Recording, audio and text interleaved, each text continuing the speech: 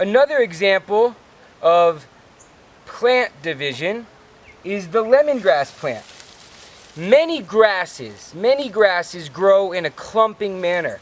When we look at grasses, they're called grasses for a reason. There's no real flower that's obvious. The grass itself and the part of the plant that's above ground is generally the most obvious or interesting part of these sorts of plants.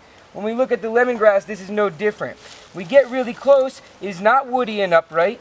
It doesn't have a seed. So the next question is, well, are there a lot more of you growing around all together in a clump? And again, you can see, these are all growing in a clump.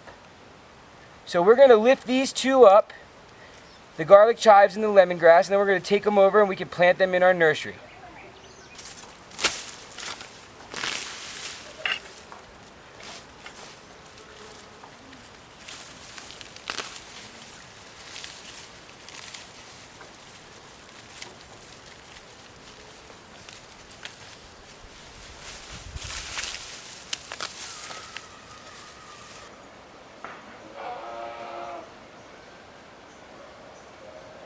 The first example of plant division is the lemongrass.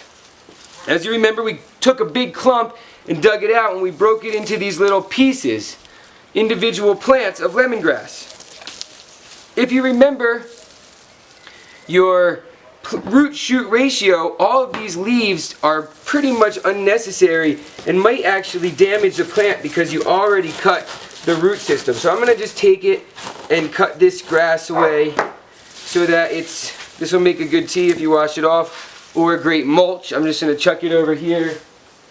And now I got my plants. Each one of these you could refer to as a slip of lemongrass, or grasses are often referred to like that. You don't have to take the browning leaves off, but you could.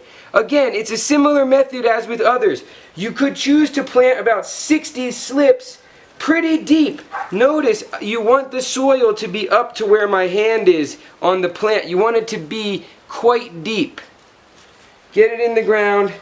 In about a month it'll be growing. In about 2 months it's ready to transplant. Get it in the box. You could also plant these in a bag. Because you're going to go kind of deep, I find it's easier to dump the soil out. Get the root well down in there without really jamming it, but settling it in pretty nice. And then fill it back up with your soil. Always remember, use the weight of the bag and the soil inside it to help settle the soil, to make more room, to make a flat bottom so that it doesn't fall over in your nursery. There you have a lemongrass in a bag. That's useful if you're going to sell it, or you have lemongrass in a box. You could also transplant directly, assuming it's a favorable time of the year where they'll get enough moisture.